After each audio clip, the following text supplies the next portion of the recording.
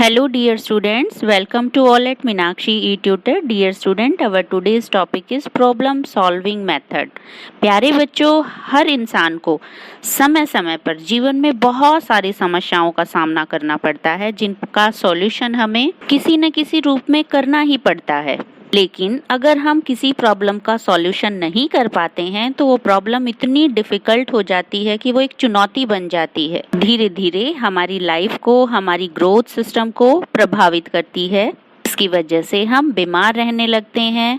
हम कहें कि हमारी सोच, हमारी क्रिएटिव थिंकिंग ऑटोमेटिकली स्टॉप हो जाती है अगर प्रॉब्लम हो तो। अगर इन प्रॉब्लम का सॉल्यूशन हमें स्कूल से ही करवाया जाए तो शुरुआत से ही हम उस प्रॉब्लम का लॉजिकली सॉल्यूशन निकालने में सक्षम होंगे और अपनी लाइफ को स्ट्रेस से दूर रख के एंजॉय कर सकेंगे। प्यारे बच्चों, आज जो हमारा टॉपिक है समस्या समाधान विधि, टीचिंग की एक ऐसी स्ट्रेटजी है जिसके थ्रू हम अपनी प्रॉब्लम का सॉल्यूशन स्कूल में ही करना सीख जाते हैं। क्या है ये प्रॉब्लम सॉल्विंग मेथड?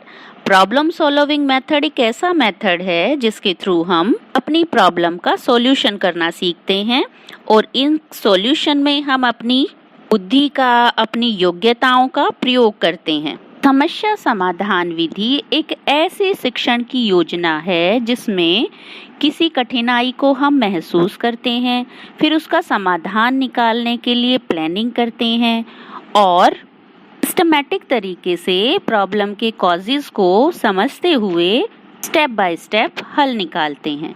प्यारे बच्चों, यहाँ एक छोटा सा कंफ्यूजन है। कई बार एग्जाम में पूछ लिया जाता है difference between problem and project. इससे पहले हम जो प्रोजेक्ट मेथड की चर्चा कर चुके हैं, यहाँ कुछ कंफ्यूजन क्रिएट हो जाता है कि प्रॉब्लम सॉल्विंग मेथड और प्रोजेक्ट मेथड में क्या डिफरेंस है। वहाँ भी तो हम प्रॉब्लम का सॉल्यूशन निकालते हैं। यहाँ एक मेन डिफरेंस जो है वो क्या है?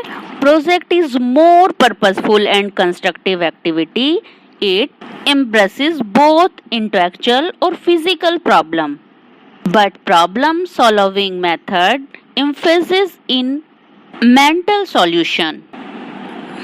बहुत ही सरल शब्दावली में हम कह सकते हैं कि समस्या का समाधान विचार स्तर पर होता है और जबकि किसी प्रोजेक्ट का अंत होता है किसी काम के कंप्लीट होने पर। हम कहें किसी प्रॉब्लम में हम विचार विमर्श करते हैं और प्रोजेक्ट में हम काम करते हैं।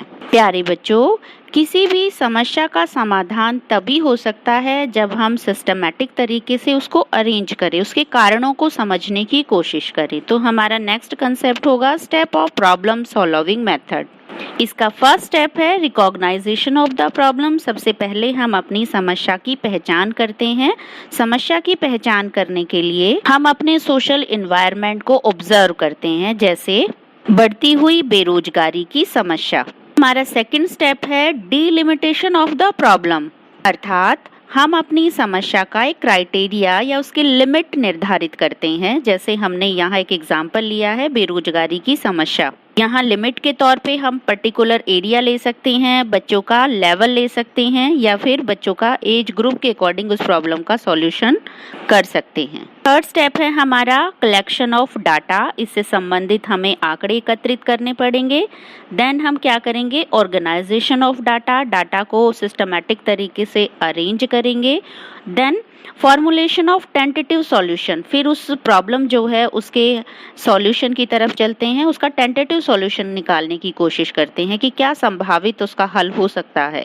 फिर सभी संभावित हल में से एक फाइनल कंक्लूजन निकालते हैं और then verification of the result, अर्थात हमारे द्वारा जो हल निकाला गया है क्या वो साइंटिफिक है, रिलेवेंट है, इस तरीके से उसका सॉल्यूशन का वेरिफिकेशन करते हैं। प्यारे बच्चों, अगर हम इस मेथड की एडवांटेजेस की बात करें तो ये टोटली साइकोलॉजिकल बेस्ड मेथड है, चाइल्ड सेंटर्ड है, जिसके आधार पर हम कह सकते हैं कि इसमें स्टूडेंट खुद इन्वॉल्व होता है, सेल्फ डिपेंडेंट लर्निंग होती है, इनिशिएटिव लर्निंग होती है, कई तरह की सोशल एबिलिटी जैसे सहनशीलता, संवेदनशीलता, उदारता, सामाजिक भेदभाव को न करना। सामान्य तौर पर हम कहें स्टूडेंट के अंदर प्रॉब्लम को साइंटिफिक तरीके से सॉल्व आउट करने का दृष्टिकोण पैदा होता है। जो बच्चे की पर्सनैलिटी से जुड़ा होता है, या हम कहें डायरेक्टली और इनडायरेक्टली पर्सनैलिटी बिल्डअप होती है, जिससे बच्चा स्किलफुल होता है, पोटेंशियल एबिलिटी क्रिएट होती है, उसका नॉलेज अपडेट होता है।